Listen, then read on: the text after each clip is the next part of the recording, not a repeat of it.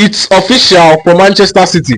Kevin De Bruyne, John Stones, Jack Grealish, and Manuel Akanji are all back in training for Manchester City. Also remember that Doku is back in training as well. So this is going to be a boost for Pep Guardiola and Manchester City, considering their performances in their last 4 games. In their last 4 matches, they have lost their past 4 matches. Something that we don't regularly see from Manchester City. We don't regularly see this kind of performance from Manchester City, but it happened. They have lost their 4 past matches, and it's not something we see regularly from Manchester City. So with De Bruyne coming back, Jack Grealish, John Stones, and Manuel Akanji, it is going to be a boost for them, as well as Doku.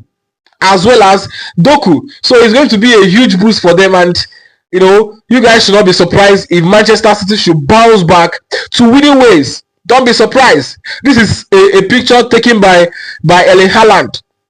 This is a picture taken by Erling Haaland. You guys should read meaning to pictures taken by Manchester City players.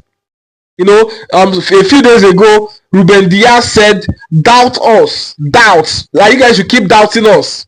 Doubt Manchester City. You don't know what they are cooking. You don't know what they are cooking. And Pep Guardiola's extension has been announced.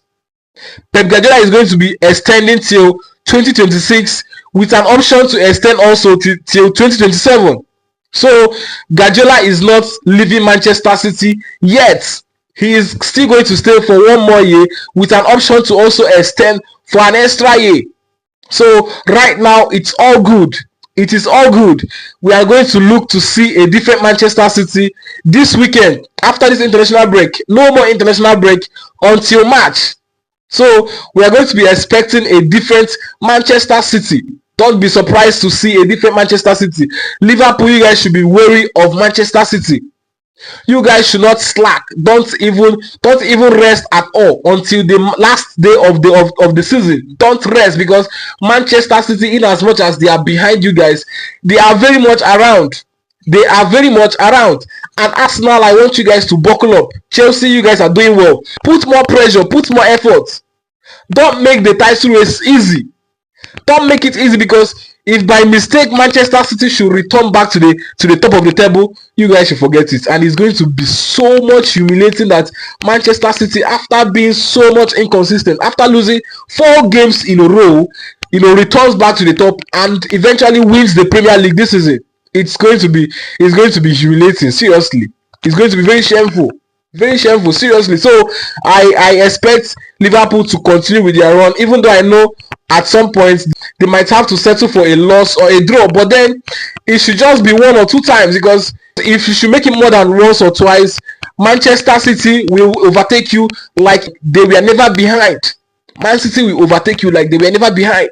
So I'm expecting all seriousness and commitment from Liverpool. And then Arsenal, Chelsea, I also expect you guys to keep mounting the pressure, being so much in contention for this title as well.